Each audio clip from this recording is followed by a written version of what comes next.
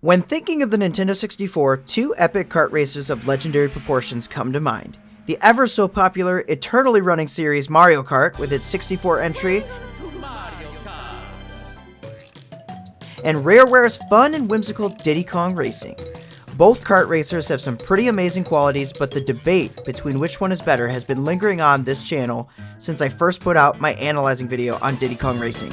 Today, we pit these two kart titans against one another. This is Mario Kart 64 versus Diddy Kong Racing. Oh, and I brought my friend Dave from the Remember 64 Show podcast.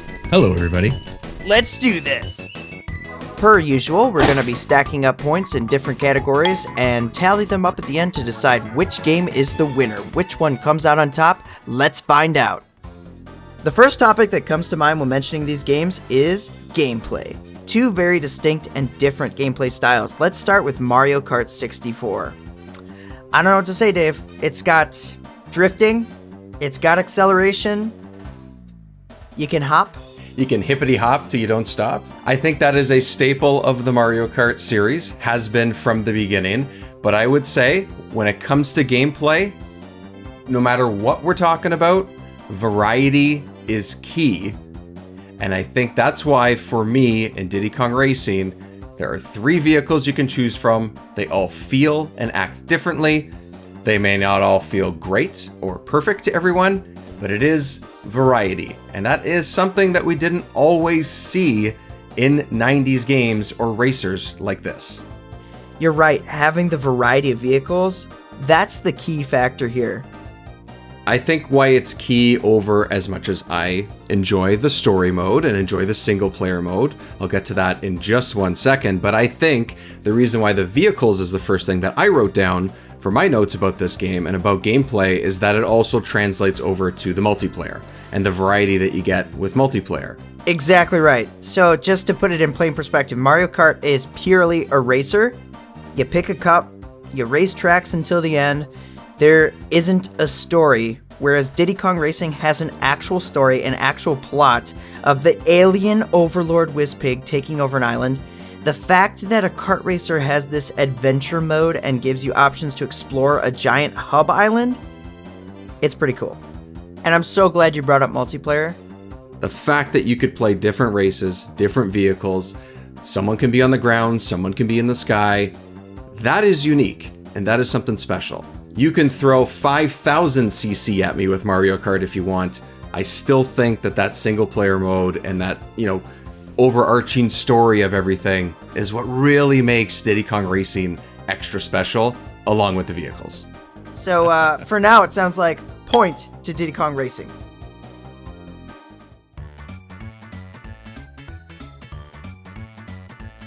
So the kart racing genre is synonymous with friendship-ruining items, and I think no game is synonymous with that more than Mario Kart 64. It has a wide array of items, all with the intention of boosting past or obliterating your opponents. The list of items for Mario Kart, you got the green shells for smashing your opponents, you get triple variants, you have the red shells, which are homing variants, you have mushrooms that boost a single, double, and triple, and golden, which gives you I don't know how many boosts, but I did it 40 times. I'd be like... Minimum. It's a minimum double digit. Minimum double digit. Exactly. You get the bananas, triple bananas. You can throw them on the ground. You can trip up opponents. Lightning bolts to shrink the others. A boo to turn you invisible so you're invulnerable. A fake item box to drop and trick other racers into running into it. And finally, the mythical blue shell. Those items, I mean, come on. I think that long list of items is some of them, the simpler versions of all of them, all exist in the SNES title. But they go further in this. They have the triples and they have the golden mushroom. The blue shell was introduced in Mario Kart 64. I absolutely love the item list in Mario Kart in general, but 64 somehow introduced a lot of really great ones. Yeah, I think Mario Kart's item list is hard to beat, and looking over at Diddy Kong Racing, it kind of streamlines the item selection a bit, and so you get types of items, you get boost, shields, oil slicks, and rockets. It's pretty obvious how they all function, but what's interesting about it is the fact that you collect different colored balloons. So each colored balloon represents a corresponding type, so you collect a blue one, you get a boost. collect it again, and you can get a better boost, and you can stack this up to 3 times. So it's almost like Mario's items with the mushrooms, 1, 2, 3. There's a little bit of strategy there. There's strategy to it. Because you can go an entire lap without using an item because you want to stack for a larger boost to go over a jump or get past that guy who's in first place that's just a little bit in front of you, or get the homing rockets, or get the rockets that give you, I think it's 10 shots if you upgrade the red balloons 3 times. All of that stuff is fun. It's almost like it's a mini RPG within a racer. But there's just more variety in items and more wackiness, I think, in the items when it comes to Mario Kart. Yeah. So the way I'm looking at this is how do these items really differentiate a race? Mario Kart is like those friendship ending items that somebody in 7th place gets a freaking lightning bolt, shrinks everyone, and flies past everyone. Okay? And those kind of friendship breaking item selections, that's the kind of stuff that I look for in a multiplayer game. As mad as it makes me to get hit by a blue shell, you gotta respect it, and I gotta give the point to Mario Kart. Yes, that is a point to Mario Kart. I think this is going to divide folks, and I think people are going to be very surprised at my own personal opinion on this. So it's no surprise Diddy Kong Racing's roster now, I think, is far more appreciated. But at the time, the only real recognizable character was Diddy Kong. That was the only character that we knew. The roster was Diddy Kong, Pipsy the Mouse, Bumper the Badger, Tip Tup the Turtle, Crunch the Kremling. I guess we kind of know Kremlings, right? But this is the first time we're getting like a specific... It's not K. Rool. And I think you kind of had to make that connection yourself. They don't really do it for you. If someone read the manual, they'd... Yeah, well, that's the manual. I can't remember what the manual says at this point. Furthering out the cast, we got Timber the Tiger, we got Banjo the Bear, and Conker the Squirrel. And followed up with 2 unlockables, we get Drumstick and TT the Timer. So, sure, you had Banjo and Conker, but... for these characters, it was their first appearance. Which is so funny to say. I think we get this hindsight thing, this hindsight blast of nostalgia, and we're saying, oh, Banjo's in it, oh, Conker's in it. But it's like, those games didn't come out till later. Yeah, so me growing up, I knew of Conker's Bad Fur Day and Banjo-Kazooie and Diddy Kong Racing pretty much all at the same time. Diddy Kong Racing, as much as I love it to bits through my entire gaming career, if you want to call it that, I had it around the same time I had Banjo-Kazooie. So for me, when I put each cartridge in, oh, there's Banjo, I know who he is.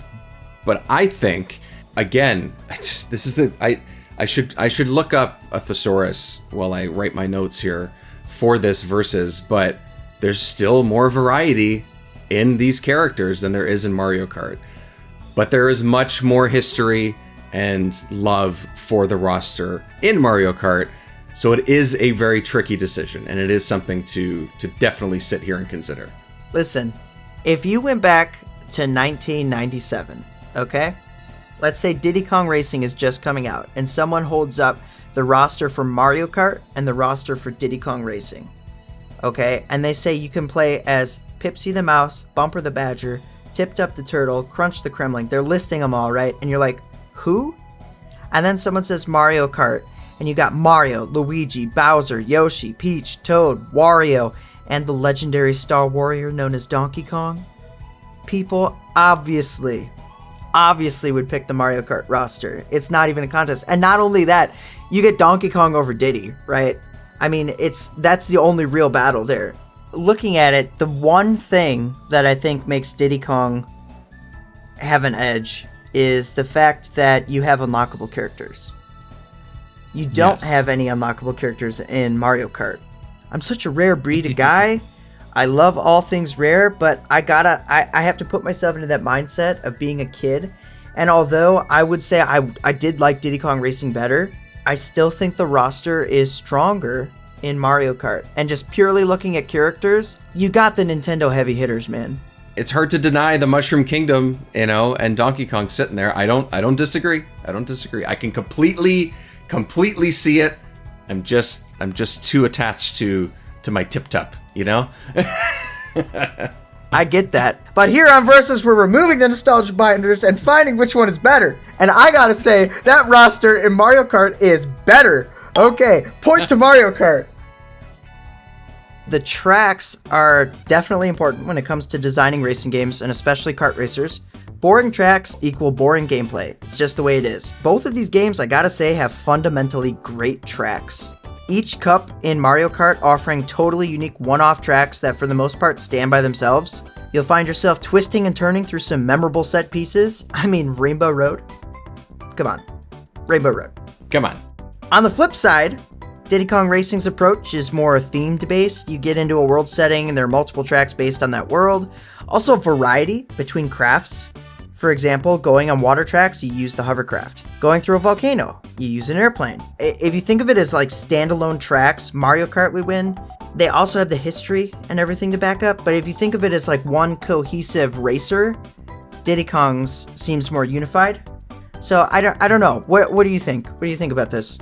I think the argument that, and this is not just you saying it, of course, but you did mention that the sort of classic feel and the sort of nostalgia for Mario Kart tracks, I think that comes after this game.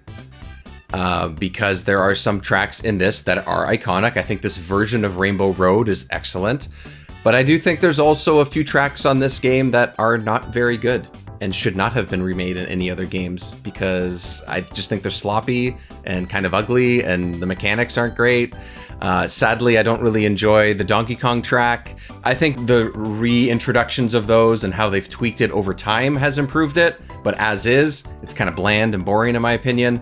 And I just think that with Diddy Kong Racing, again, I'm going to go back to the story mode that we spoke about earlier. I think that the fact that there is biomes and settings in each sort of quote-unquote world adds variety, not just with the vehicles that you use, but the fact that there's winter, and then there's a volcano, and then there's beachside, or whatever the, and I love those winter stages. I think the winter stages and ice stages with the penguins and stuff in Mario Kart 64 is great. I love that one. But you get, 5 or 6 of those experiences in Diddy Kong Racing, and with different vehicles. Yeah, love it. I love that. The music is great with it and stuff, which we'll get to. But I think just the fact that there is more happening in the tracks in Diddy Kong Racing is probably where I lie. But it's hard to deny some of the iconic areas and tracks that have now lived on further with Mario Kart. But I think at the time, if that is sort of where we're sitting with it, they're fun, but they're just okay, most of the tracks in this particular Mario Kart. 100%. Point for Diddy Kong Racing.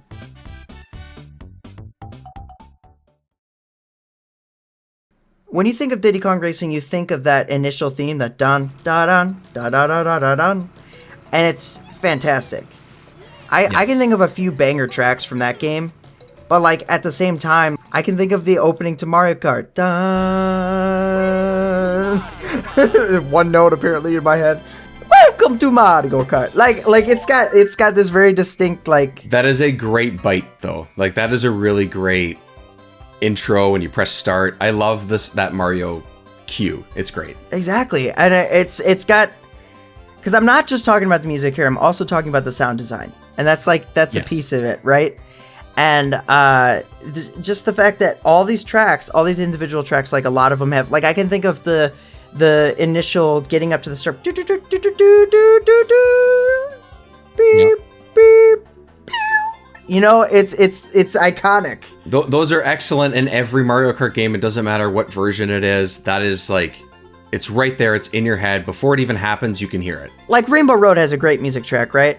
I'd almost argue that the sound design is better in Mario Kart 64, but the music is overall better in Diddy Kong Racing. Right? Yes, I think that, again, this goes back to the tracks as well, because there are varied tracks and different biomes and all those types and different areas and boss fights and boss battles and all those things. All of that music, for the most part, almost every track has a little bit of a different, touch of what that overall theme is in that. The winter ones are very like holiday, you get some bells in the background and things like that, and feels very holiday season winter feeling. They really capture that atmosphere. I think where Mario Kart loses points for me is most of, not all, but I would say most of the sound effects in it aren't all that special. And I mentioned one of the reasons why I don't like the gold mushroom is it's annoying. Because if you're playing with someone else, let's say 3 other people, let's say you have a screen of 4 people playing it, and someone's hammering that button, you hear Yoshi, you hear Luigi, it doesn't matter who you pick, doing their sound bite over and over and over and over again because you're just mashing that button. Yeah, so true. So I've never been annoyed by the golden mushroom, so that's kind of funny. I'll tell you what I do get annoyed with: getting an item. When you first get that box, it happens so much, right? It does. That's very true. I think why Diddy Kong Racing is also a little bit more fleshed out in this category is because each of those characters has a far different voice from the last. Each one has their own set of voice lines that are mostly varied and way different than the other characters.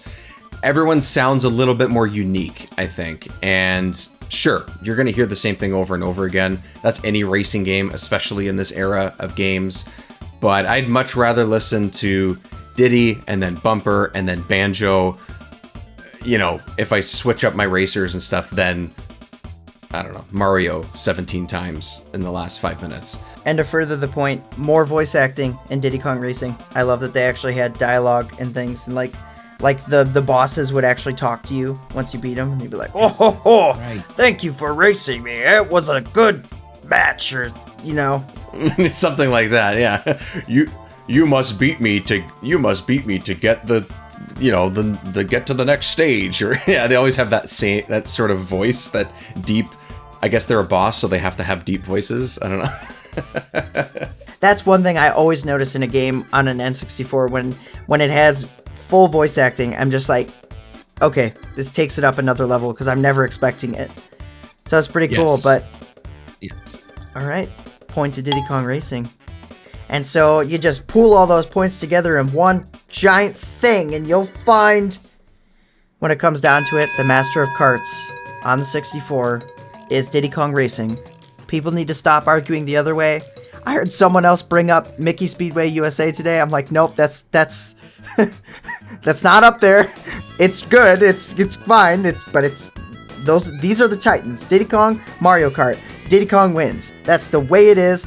And I just want to cover this because it's very important, okay? Nintendo, Rare, you need to make this happen. It's truly a shame we didn't get a sequel, but this, at the very least, needs to come to Switch Online, okay? I will do multiple celebratory community game nights racing into oblivion. Please, bring Diddy Kong Racing to Switch Online. I think this is one of the premier games on the console and has been from day one. So if it can be available to people to play now, easier and simpler, and to people who have never played it before or have very little experience or nostalgia for it, this is one of those games that stands out above so many others. Whether it's a Rare game or not, it is just that good. Thanks for watching. Be sure to go check out my friend Dave, where you can find him at Remember 64 on your podcast feed. Yeah, and you might even catch your boy Jiggy look back on it a few times. More than a few times. More than a few times, good sir. Donkey Kong. We got tons of awesome stuff. Jet Force Gemini. Legend of Zelda discussions. Lots of stuff. Yeah, it's always a good time. So definitely go check out the Remember 64 show, where all podcasts are available. And there's even a YouTube channel now. You can go check that out. Subscribe if you want to see our beautiful faces. And this is kind of what we do. We discuss N64 games. And as always, throw your shell at that like button, boost into that subscribe button, and drift your mouse over into that noti bell to catch all my future uploads. Until next time, have a good one, kart racers.